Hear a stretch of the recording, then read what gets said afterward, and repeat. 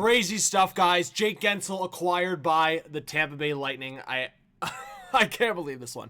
So Tampa Bay acquiring Jake Guentzel from the Carolina Hurricanes in exchange for a third-round pick. So for people not familiar, Jake Guentzel is a penny UFA. So as of today, he'll be a free agent tomorrow officially. But the Lightning are giving themselves basically a 24-hour window here to speak to Guentzel directly and for there not to be any issues with the league, right? They're going to get the chance to acquire his rights, talk to him, and see if they can lock him up to a long-term deal. I thought it was interesting that, like, Elliot Friedman, a lot of these top insiders were like, you know what, it's done in Carolina. He's going back to Carolina.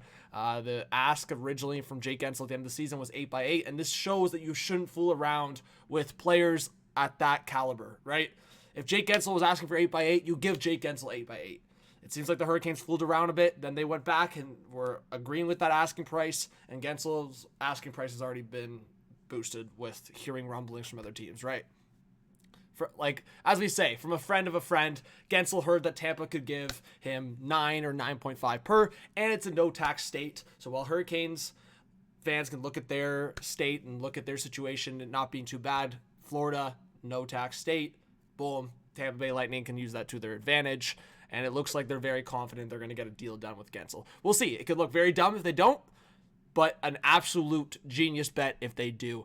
So we'll just go to my Twitter page here. And so this is kind of what I said. So I wonder if the Lightning could find a way to sign Guentzel and still keep Stamkos. They have about 16 mil of space. If they dump Connor Sheary, that goes to 18.5 with about 8 forwards.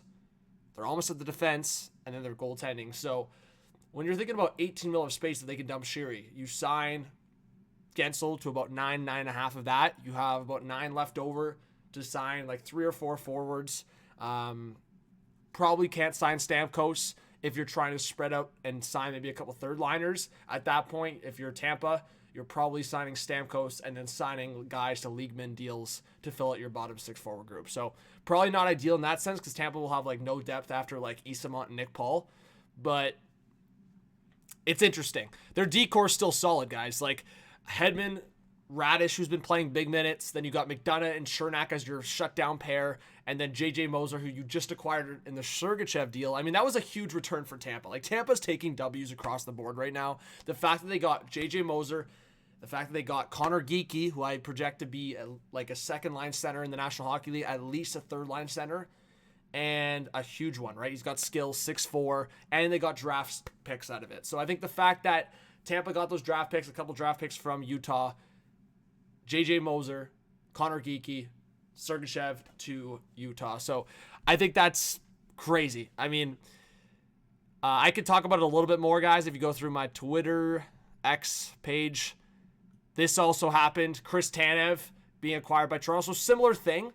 The Leafs actually didn't have to give up as much. So clearly Tampa's taking a huge bet here because the Leafs just Matt Ellis and his rights, Ellis's rights, and the 7th round pick versus, if you look at this, is a 3rd round pick. I mean, Carolina, they just conceded here, but they get a 3rd round pick. That's not bad. But it seems like both teams, Toronto and Tampa, in these isolated situations, Tampa confident they can sign Guentzel, and Toronto's confident. And Elliot Friedman talked about it that they might give Chris Tanev 6 years to spread out the money and get it at a lower cap hit. So instead of like 5 mil per, maybe it's 3 or something like that, right?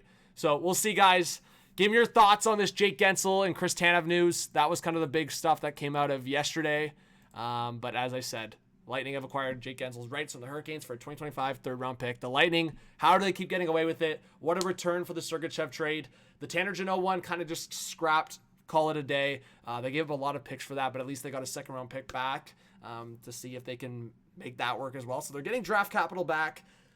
Gives them a reason to give up a 3rd round pick here to see if they can lock up Guentzel and then potentially create, again, one of the better lines in hockey in a different way. But Jake Guentzel, Braden Point, Nikita Kucherov, that'd go crazy. So let me know, guys, your thoughts. I'll be live on Bleacher Report at 1. I'll be live tonight on the channel, live all day for free agency. I hope to see you guys all there. Talk soon. Peace.